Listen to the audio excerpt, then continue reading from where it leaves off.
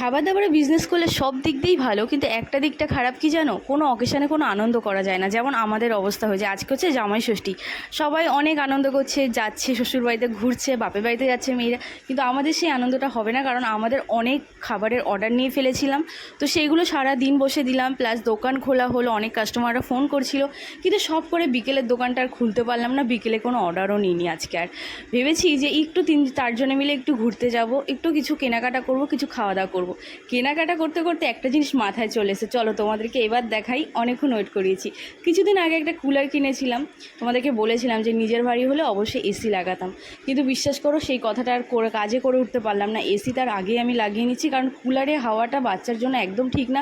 আর যেহেতু জলে আগেও শুনেছিলাম আমি, কিন্তু যেহেতু মানুষ তো ইউজ করার পরেই বোঝে না, আমাদেরও অবস্থা সেটাই হয়েছে। তো সেটা তোমরা ব্লগে দেখতে পাবে। আজকে তো আর ব্লগ করা হলো না, চেষ্টা করো পরের দিন ব্লগ দাও, তোমাদের ওখানে সব ক্লিয়ার করে দেবো। তো চলো, টাটা।